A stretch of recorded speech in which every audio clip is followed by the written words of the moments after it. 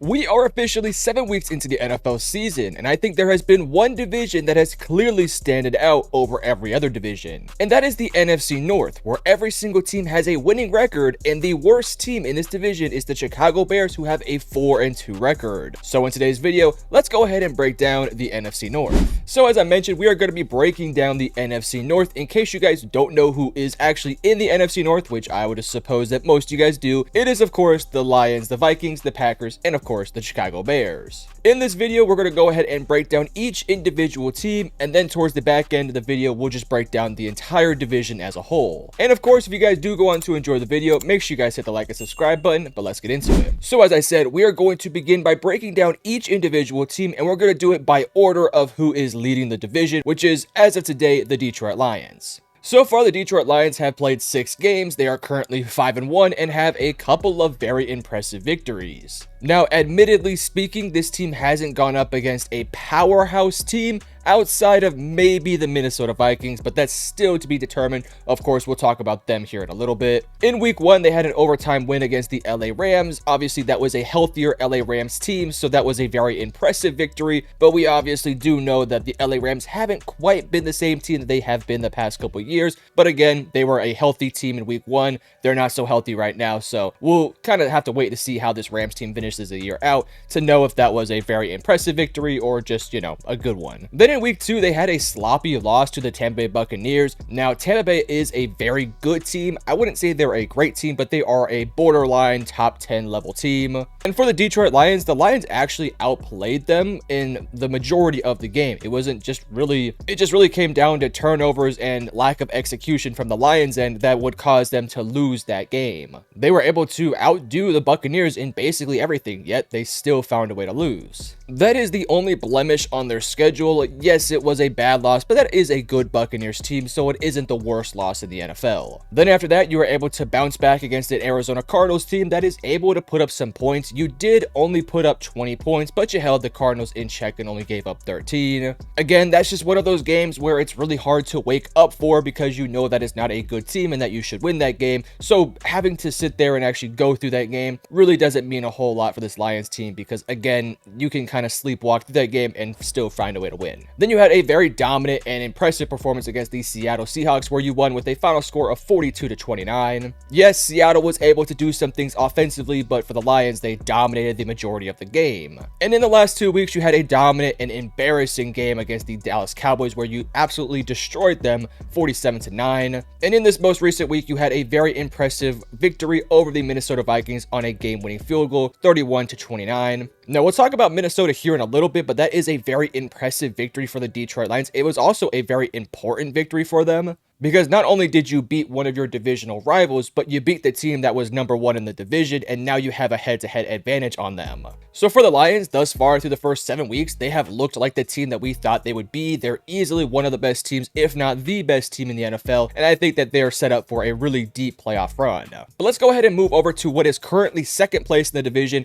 but as I mentioned earlier, they were once number 1, and that is the Minnesota Vikings. Now, coming into the season, there was a lot of skepticism about what this Vikings team would be if Sam Darnold was going to be the starting quarterback. And here we are 7 weeks into the season. They have a 5-1 record and easily could be 6-0. This team has been so good to start the year off that they have actually cracked my number 1 in my power rankings for multiple weeks of the season so far. In week 1, they had a dominant showcase against the New York Giants, but then really it was the next 4 weeks that really cemented them as the best team in the NFL, at least at that time. Because in week 2, they beat the San Francisco 49ers. Now, I know the Niners haven't been as good recently. However, that was a very impressive victory at the time. And then they followed up that 49ers victory by destroying the Houston Texans, who I think are a really good team, a playoff contender, and a Super Bowl contender within the AFC. It wasn't even a close game. The final score was 34-7. That was a super dominant performance that easily pushed them up the mantle to become like a top 5 team at that point. Then they had an impressive victory over the Green Bay Packers, where the final score was 31-29, but in reality, they actually dominated the majority of the game. It wasn't until the 4th quarter where the Packers kind of got going.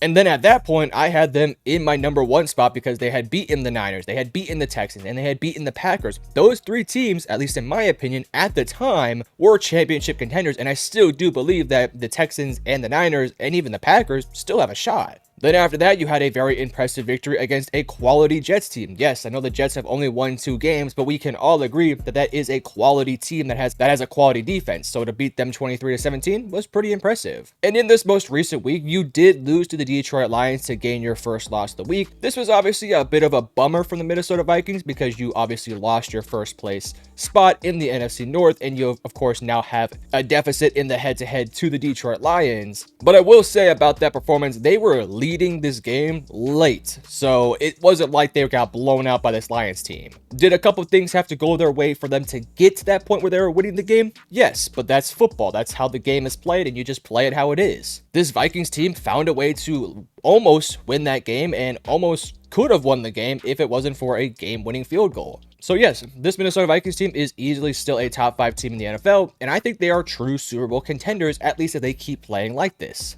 Then let's go ahead and move over to the 3rd place team in the NFC North, and that is the Green Bay Packers, who have a record of 5-2. Now, to start off the season, things didn't really go too well for this Packers team. They lost week 1 to the Philadelphia Eagles, 34-29, and of course, Jordan Love would get injured in that game. But fortunately for this Packers team, Malik Willis would come in there, win the next couple games, and kept this team afloat, even in a moment where the offense wasn't clicking without their starting quarterback. They beat the Colts 16-10, which, hey, that's a good Colts team. They're definitely not bad. Then you dominated and beat up on the Tennessee Titans, like you should. The Titans suck. And then, of course, Jordan Love would come back against the Minnesota Vikings. They would lose that game, and as I said in that Vikings section, wasn't really a terribly close game until late, but hey, you did ultimately make a bit of a comeback in that one, and you only lost the game by 2, so you could have won the game, but it would have taken some serious heroics from the special teams and from Jordan Love. But since that Packers game, they have had 3 straight victories against some decent teams. Obviously, they beat the Rams 24-19, they beat the Cardinals 34-13, and most recently, by far their most impressive victory of the season,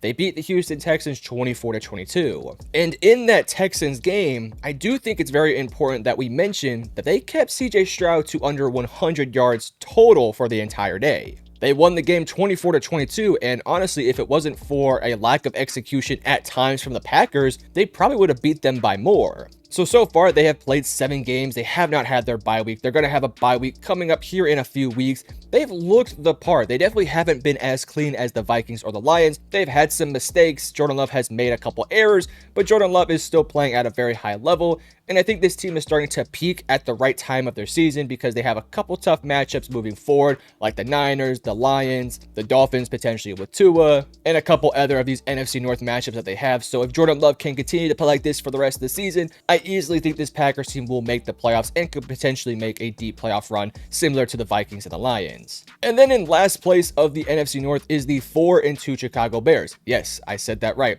Last place in this division is 4-2. And so far, the Bears season has been kind of weird, but it's definitely been getting better as of late. Now, admittedly speaking, they haven't gone up against the best competition, but hey, a win is a win when you get them. In week 1, you had a very sloppy performance offensively, but the defense came in clutch where you beat the Tennessee Titans 24-17. That was obviously Caleb Williams' first game, so I don't think we could take too much from it because he was a rookie, probably nervous, didn't play too well, but he got the job done. Then you had a 2-week stretch where you lost to the Texans and lost to the Colts. Both the Colts and the Texans are actually good teams, and Caleb Williams was still figuring things out, so it did make some sense that he would struggle in those games. But what was very interesting about those performances was how the defense was playing and how they were keeping these high-level offenses in check, while at the same time, seeing Caleb Williams starting to put some pieces together. And to me, that has all culminated in the last 3 weeks. In the last 3 weeks, they have looked really good. Their first victory in this little mini win streak was against the LA Rams. Obviously, the Rams at the time were not healthy, and in fact, they're still not healthy. So you were going up against a beaten down LA Rams team.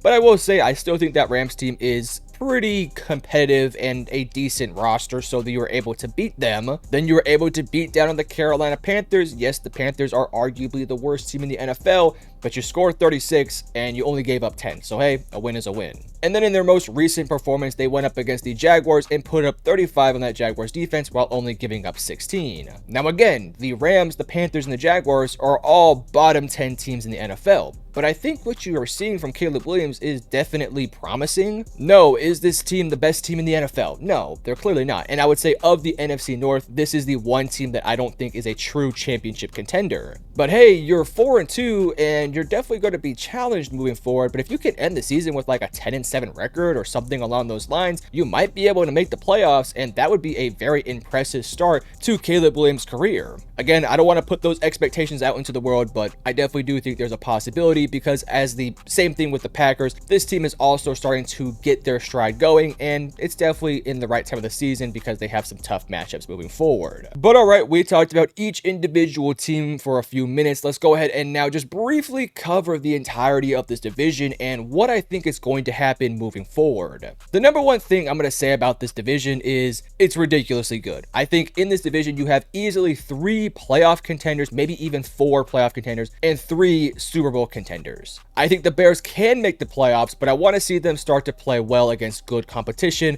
Obviously, we will see that this week as they go on against the Washington Commanders. So hey, if the Bears find a way to beat that Commanders team, even if Jaden Daniels doesn't play, then I still think that's a quality win against a team that is playing well. So if you win that one, maybe my perspective of this team does change. But if you lose, then I think a lot of what I said kind of could come true. Then I think this team still could be good and can still be a playoff contender, but maybe isn't a championship contender. But for the rest of the teams, the Packers, the Vikings, and the Lions, I think it's pretty safe to say that they're all championship contenders, because you look at the rest of the NFC in totality, and I don't really know if there's a true challenger to these teams. Like, yes, you have the Commanders, but they're being led by Jaden Daniels, who's a rookie, so I don't know what to expect from him come playoff time. And then I look at the Eagles, and they're not playing good football at all right now. Jalen Hurts doesn't even look like a top 20 quarterback right now. Then the Niners, they have so many issues on the offensive end with injuries and just bad performances that I don't even know if that team will even make the playoffs. Then yes, you have the teams like Seattle, Tampa Bay, Atlanta, maybe Dallas can get some things going, but I don't know if any of those teams would even